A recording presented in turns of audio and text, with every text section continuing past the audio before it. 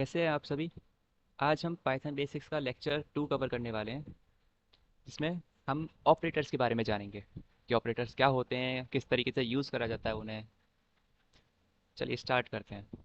Operators basically ये operation perform करने के लिए यूज़ करे जाते हैं वैल्यूज़ पर और वेरिएबल्स पर। ऑपरेटर्स में दो चीज़ें होती हैं जो कि इन्वॉल्व रहती हैं, एक ऑपरेटर खुद, दूसरा एक ऑपरेंड। तो ऑपरेटर क्या होता है, ये एक स्पेशल सिंबल होता है जो कि रिप्रेजेंट करता है किस तरीके का ऑपरेशन आप परफॉर्म करना चाह रहे हो। फॉर एग्जांपल, एडिशन के लिए प्लस, सब्ट्रैक्शन के लिए माइनस हो गया, मल्टीप्लिकेशन के इसका साइन, डिवीजन। देन ऑपरेंड्स की बात करें तो ये एक वैल्यू होती है जिस पर आप ऑपरेटर्स को अप्लाई करते हो। Types of operators in Python. Python में 6 टाइप्स के ऑपरेटर्स होते हैं: arithmetic, comparison, logical, bitwise, assignment, identity and membership operators. Arithmetic operator basically, arithmetic operators mathematical operation perform करते हैं न्यूमेरिकल वैल्यूज पर। अरिथमेटिक ऑपरेटर्स जैसे कि एडिशन हो गया, सब्ट्रैक्शन, मल्टीप्लिकेशन, डिवीजन, मॉड्यूलस। तो यहाँ पर मैंने टेबल क्रिएट करके रखी है सारे ऑपरेटर्स की, अरिथमेटिक ऑपरेटर्स की। उनकी डिस्क्रिप्शन भी दे रखा है और सिंटैक्स किस तरीके से लिखा जाता है। जैसे एडिशन ऐड करता है टू ऑपरेंड्स को, सब्ट्रैक्शन सब्ट्रैक्ट करता है टू ऑपरेंड्स को, मल्टीप्लिकेशन मल्टीप्लाई करता है टू ऑपरेंड्स को, division float and division floor. इन दोनों ये दोनों बेसिकली डिवाइड करते हैं फर्स्ट ऑपरेंड को सेकंड से, लेकिन डिफरेंस होता है। जैसे कि फ्लोट डिवीजन में अगर आप डिवाइड करते हो 3 को 2 से, तो आंसर इसमें 1.50 आएगा। लेकिन अगर आप फ्लोट डिवीजन करते हो 3 को 2 से, तो इधर आंसर 1 आएगा, क्योंकि 1.5 फ्लोर मतलब होता है कि स्मॉलेस्ट नियरेस्ट इंटीजर। तो 1.5 का स्मॉलेस्ट इंटीजर नंबर क्या है, 1, इसलिए इसमें 1 आएगा आंसर। मॉड्यूलस क्या करता है, रिमाइंडर रिटर्न करता है जब फर्स्ट ऑपरेंड डिवाइड होता है सेकंड से। अगर हम डिवाइड कर रहे हैं 3 को 2 से, तो मॉड्यूलस ऑपरेटर यूज करा आपने रिमाइंडर के लिए, तो रिमाइंडर क्या आ गया, 1। पावर रिटर्न करता है first raise to power second. जैसे कि 2 पावर 3 आपने लिखा, तो 2 की पावर 3 हो गई, तो इसका आंसर क्या आया, 8। फॉर एग्जाम्पल, ए वेरिएबल है जिसमें 15 वैल्यू है, बी वेरिएबल है जिसमें 4 वैल्यू है। अब आप यहाँ पर गैस कर सकते हैं वीडियो स्टॉप करके कि आउटपुट क्या हो सकता है। तो ये इसका आउटपुट है। आप देख सकते हैं डिवीजन और फ्लोट डिवीजन में क्या डिफरेंस है, जो अभी मैंने बताया था। कंपैरिजन ऑपरेटर, जैसा कि इसका नेम है कि ये कंपेयर करता है दो वैल्यूज को। अगर हम स्ट्रिंग्स को कंपेयर करते हैं, तो वो अल्फाबेटिकली ऑर्डर में कैरेक्टर्स को करता है कंपेयर। अब कंपैरिजन ऑपरेटर्स 6 टाइप्स की होती हैं, जैसे greater than, less than, equal to, not equal to, greater than और इक्वल टू, लेस देन और इक्वल टू। ये आपको ट्रू और फॉल्स में रिटर्न करते हैं आंसर। अगर आपका लेफ्ट ऑपरेंड ग्रेटर देन है राइट ऑपरेंड से, तो आपको ट्रू रिटर्न करा जाएगा। लेस देन की बात करें, अगर आपका लेफ्ट ऑपरेटर ऑपरेंड जो है वो लेस देन है राइट से, तो ट्रू रिटर्न करेगा। इक्वल टू में आपके दोनों ऑपरेंड इक्वल हैं तो रिटर्न करेगा ट्रू। नॉट इक्वल में, अगर आपके दोनों ऑपरेंड इक्वल नहीं है तो रिटर्न करेगा ट्रू। ग्रेटर देन और इक्वल टू में, अगर आपका लेफ्ट ऑपरेंड ग्रेटर देन और इक्वल है राइट के, तो ट्रू रिटर्न करेगा। लेस देन और इक्वल टू में, अगर आपका लेफ्ट ऑपरेंड लेस देन है और इक्वल है राइट के, तो ट्रू रिटर्न करेगा। जैसा कि यहाँ पर एग्जांपल है, ए वेरिएबल है जिसमें वैल्यू 13 है, बी वेरिएबल है जिसमें वैल्यू 33 है।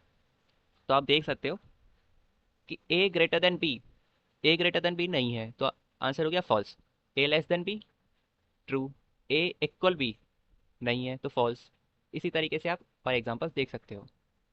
कंपैरिजन ऑपरेटर, यहाँ दो कंपैरिजन ऑपरेटर्स और हैं जो कि कंपेयर करने में ही काम आते हैं, लेकिन इनके पर्पस अलग होते हैं। जैसे कि इक्वालिटी ऑपरेटर की बात करी जाए तो ये वैल्यूज को कंपेयर करता है, लेकिन एज की बात करी जाए, एज ऑपरेटर की, इसको हम आइडेंटिटी ऑपरेटर भी बोलते हैं। ये मेमोरी लोकेशन चेक करता है दोनों वैल्यूज की, कि वो वैल्यू जो है कहाँ पर स्टोर है। Is operator, is operator two variables की मेमोरी लोकेशन चेक करता है। अगर एग्जैक्ट मेमोरी लोकेशन मिलती है तो वो रिटर्न करता है ट्रू में, अगर एग्जैक्ट नहीं मिलेगी तो रिटर्न करेगा फॉल्स में।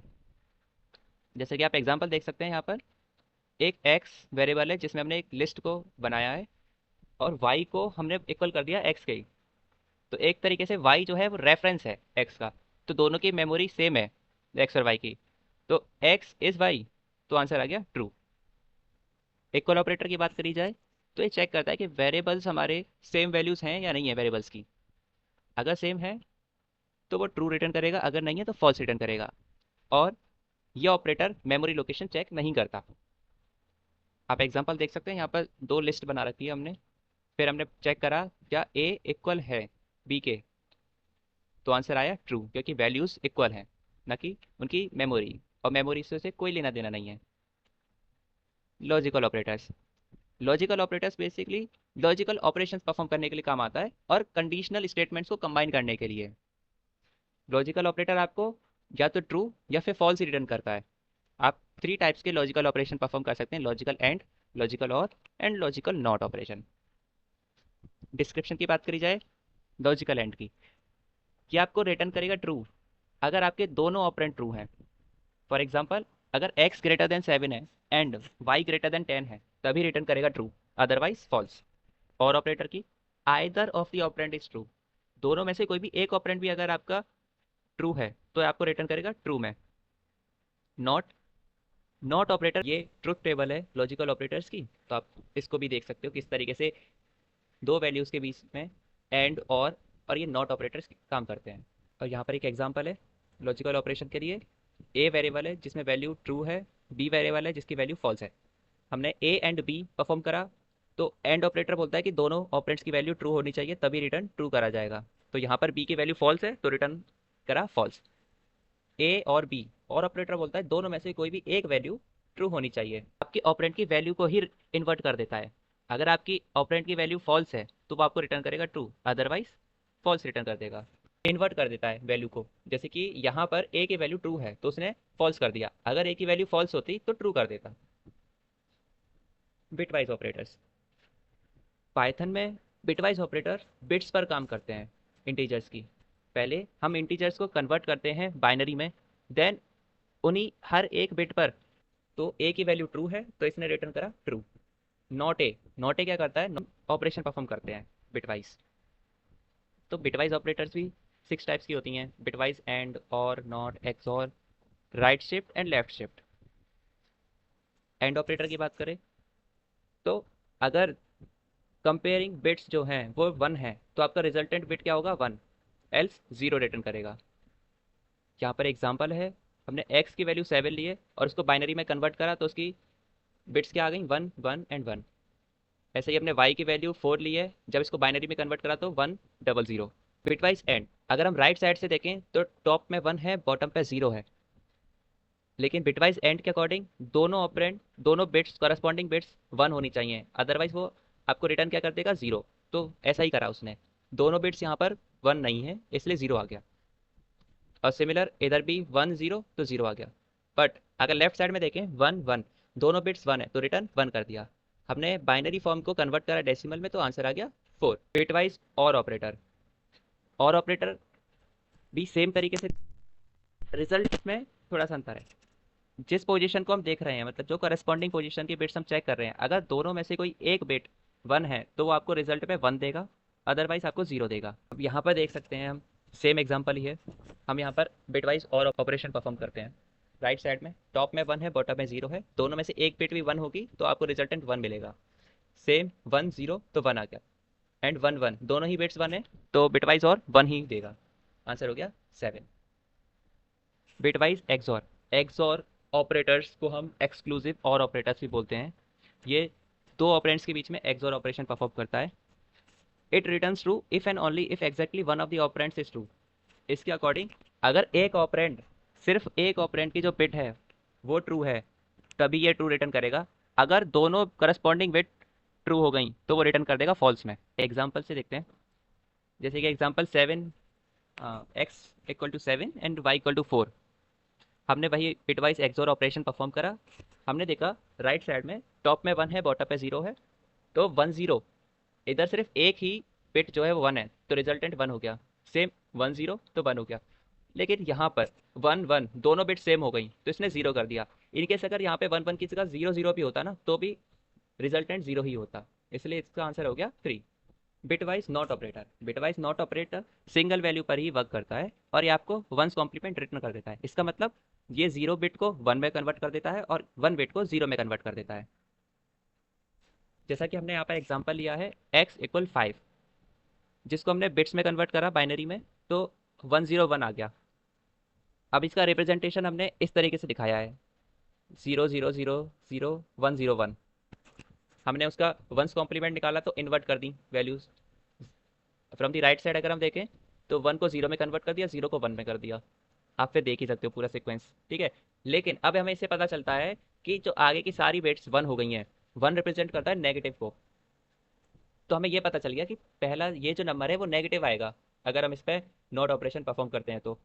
इसीलिए हम इसको दोबारा से कन्वर्ट करेंगे और इसका टूस कॉम्प्लीमेंट निकालेंगे। टूस कॉम्प्लीमेंट निकालने के लिए हम इसको पहले कन्वर्ट कर देंगे, कन्वर्ट करने के बाद इसमें +1 कर देंगे।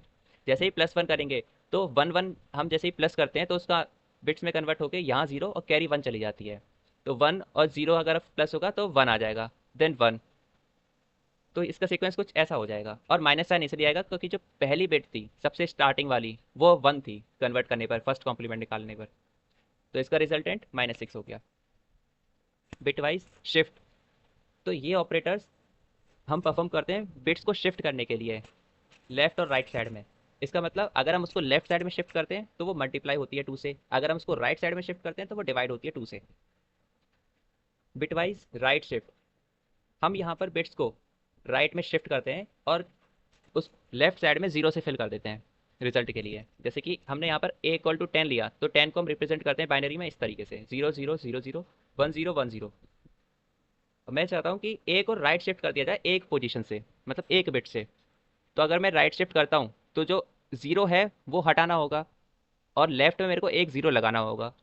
तो 0 0 0 0 0 1 0 1, तो इस तरीके से कन्वर्ट हो गया। देन इसको कन्वर्ट करा इंटीजर में तो 5 हो गया। बिटवाइज लेफ्ट शिफ्ट, यहाँ पर हम बिट्स को शिफ्ट कर रहे होते हैं लेफ्ट साइड में और 0 से फिल करते हैं राइट साइड में। फॉर एग्जाम्पल a = 5, तो a को हम बाइनरी में रिप्रेजेंट करते हैं इस तरीके से 0 0 0 0 0 1 0 1। अब मैं चाहता हूँ कि a को लेफ्ट शिफ्ट करते हैं 1 बिट से। तो जैसे ही लेफ्ट शिफ्ट करा तो राइट साइड में एक 0 लगाना पड़ेगा और लेफ्ट साइड से एक 0 हटाना होगा। तो वही सीक्वेंस आ गया 0 0 0 0 1 0 1 0। तो ये हो गया 10। अगर मैं उसको 2 टाइम्स कर देता हूँ लेफ्ट शिफ्ट तो 2 0 आ गए पीछे बिट्स में। तो अब आंसर हो गया 20। अब आपने एक चीज़ नोटिस करी होगी, जब हम बिटवाइज राइट शिफ्ट कर रहे थे तो ए की वैल्यू जो 10 थी वो राइट शिफ्ट करने पर 5 हो गई, मतलब कि डिवाइड हो गई 2 से। और लेफ्ट शिफ्ट करने पर जैसे मैंने 5 को लेफ्ट शिफ्ट करा 1, तो ये मल्टीप्लाई होगी 2 से। फिर अगर मैंने इसी वैल्यू को शिफ्ट कर दिया लेफ्ट शिफ्ट 2 से, मतलब 2 टाइम्स अगर मैंने शिफ्ट कर दिया तो मल्टीप्लाई हो गई फिर दोबारा 2 से। तो इसका आंसर 20 हो गया। तो आपको ये छोटी छोटी चीज़ें याद रखनी है। आगे चलते हैं असाइनमेंट ऑपरेटर। तो असाइनमेंट ऑपरेटर हम यूज़ करते हैं वैल्यूज़ को असाइन करने के लिए वेरिएबल में। This operator is use to assign the value of the right side of the expression to the left side operand. तो ये ऑपरेटर हम यूज़ कर रहे होते हैं कि जो राइट साइड में एक्सप्रेशन रखी है उसका रिजल्टेंट हम लेफ्ट साइड के ऑपरेंड में सेव करें। फॉर एग्जाम्पल आप देख सकते हैं ए की वैल्यू 10 थी, पहले मैंने बी को ए बना दिया b = a करके, तो प्रिंट करने पर b हो गया हमारा 10। b में मैंने +a करा तो a की वैल्यू 10 है और b की वैल्यू भी 10 है, तो रिजल्ट क्या हो गया 20। अब मैंने b में माइनस कर दिया a, तो अब b की वैल्यू क्या हो गई, दोबारा से 10 हो गई।